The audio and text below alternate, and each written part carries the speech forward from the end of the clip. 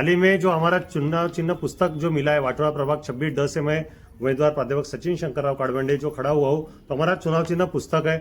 तो ये किताब क्यों ली हुई है और एक खुली किताब है, मतलब ये सब खुला है। हमारा जो भी कार्य है, जिस प्रकार से जनता ने बयान किया है वो आज तक खुला रहा है, क्योंकि हमने कोई भी गलत जानकारी गलत काम कभी किए नहीं। शिक्षा क्षेत्र से जुड़े हुए जो भी काम है, अच्छे काम है, बच्चों को आगे बढ़ाने के लिए, बच्चों का भविष्य बनाने के काम किए। हमारे काम का स्वरूप हमने इसमें दिया हुआ है। सबसे पहले मैं स्वराज पब्लिक स्कूल पिछले 20 साल से चला रहा हूँ। वाटोड़ा के डंपिंग यार्ड के क्षेत्र में स्कूल चलाना बहुत बड़ी चुनौती थी।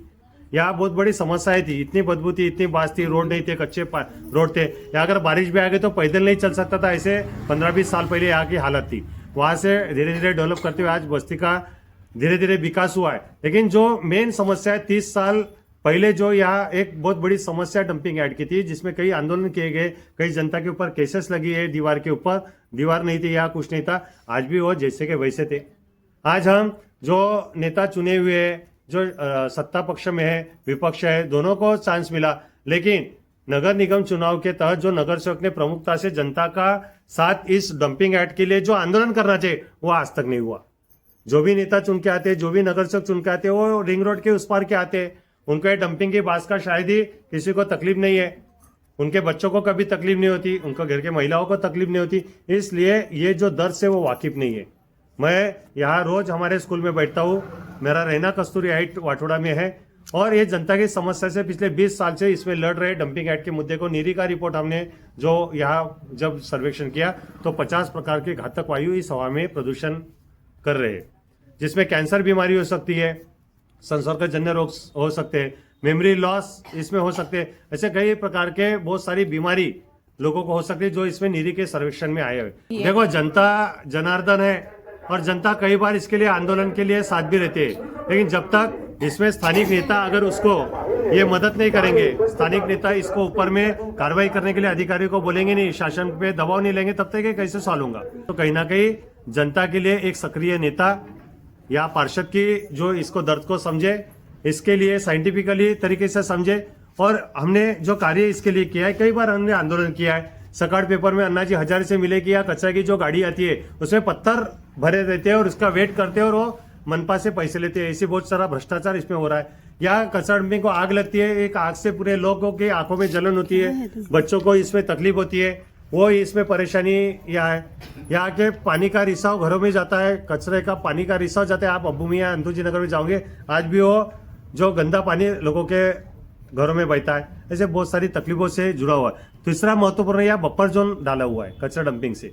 बफर जोन से क्या हो रहा है, यहाँ जो पब्लिक है कि यहाँ पब्लिक के घरों को आरएल डिमांड नहीं मिला है, यानी ये सब घर अनधिकृत है करके बोलते हैं। यानी विकास के मुद्दे की चर्चा हो रही है, लेकिन लोगों के घर के ऊपर छत का मुद्दा क्या है? आप लोगों के घर ही सुरक्षित नहीं कर रहे। जो लोगों ने अपने मेहनत मजदूरी से पैसे से ये प्लॉट खरीदे हैं, ये प्लाटों का 3000 रुपए का आरएल डिमांड के लिए, नूतनीकरण के लिए, रिन्यूअल के लिए पैसे भरे हैं, जो गवर्नमेंट ने भरने को लगाए। उन्होंने जाहिरात दी कि हम आरएल डिमांड आपका देंगे, आपके घरों को मजबूती सुरक्षितता प्रदान करें। आज तक नहीं दिया, जो अभी हाल ही में बयान किया है। तो सबसे दो बड़े मुद्दे इस डंपिंग यार्ड का एक पहला सॉल्व करना है, दूसरा आरएल डिमांड का एक मुद्दा है, तीसरा यहाँ ग्राउंड गार्डन नहीं है, यहाँ खेलकूद के लिए मैदान जो सुविधा होना चाहिए वो नहीं बनाए गए। तो कहीं ना कहीं पिछड़ा इलाका पिछड़ते जा रहा है और जनता को सिर्फ एक रोड बना हुआ है। हम मानते हैं ना, रोड बना हुआ है, हम जो बना हुआ है उसको मानते हैं, लेकिन सिर्फ एक रोड बनना एक विकास का काम है क्या? और हमारा जो किताब है बच्चों को पढ़ाने के लिए, आगे बढ़ाने के लिए करे। हमें चाहते हैं यहाँ ई लाइब्रेरी भी बने, या कॉम्पिटिटिव एग्जाम के सेंटर खुले, या महिलाओं के प्रशिक्षण केंद्र खुले और महिलाओं को रोजगार मिले। आज 1500 का मुद्दा हर कोई देख रहा है। देखो, पूरे कुल मिला के 56,000 वोटिंग का ये पूरा क्षेत्र हमारा है। 56,000 वोटिंग में से करीबन 65 से 70% वोटिंग होती है। हम मान लेते कि 30,000 वोटिंग यहाँ होंगी। 30,000 वोटिंग में 12 उम्मीदवार हमारे अ, ब, क, ड ऐसे 4 पैनल इसमें रहेंगे, 4 बैलेट इसमें रहेंगी। इसमें ड जो है ए बी सी डी के डी में और ड में हमारा 12 नंबर के कैंडिडेट, इसमें 11वां नंबर हमारा काड़वंडे सचिन शंकरराव पुस्तक ये चुनाव चिन्ह रहेगा। उसमें जनता को किताब को वोट देना है, मतलब शिक्षा की क्रांति को, डॉक्टर बाबा साहेब आम्बेडकर के संविधान को वोट देना है। क्रांति भाई ज्योतिबा फुले, महात्मा फुले, इन्होंने जो महिलाओं के लिए स्कूल खोले, पढ़ाई के लिए पहला शिक्षण का द्वार खोला, उनके लिए जनता को वोट देना है। और ये मुझे लगता है कि हर व्यक्ति आज अपने बच्चों को पढ़ाना चाहता है, उसके लिए गंभीर है। उनको आगे बढ़ाना चाहता है, उनको शिक्षित करना चाहते हैं। और उसके बाद शिक्षा होने के बाद क्या जरूरी है? उनको रोजगार जरूरी है, उनको नौकरी जरूरी है। हम ये चाहते हैं कि हर घर में एक रोजगार मिले, हर घर में एक नौकरी। 1500 के जगह सरकार ने हर घर में एक नौकरी देनी चाहिए, मुझे ऐसा लगता है। आप रोजगार क्यों नहीं देते? हर घर में आप रोजगार की लाओ ना, एक प्राइवेट दो या गवर्नमेंट, कोई भी सेक्टर का रोजगार, एक घर में एक रोजगार का आप निश्चित रूप से काम करो। जनता रोजगार के ऊपर काम नहीं कर रही है।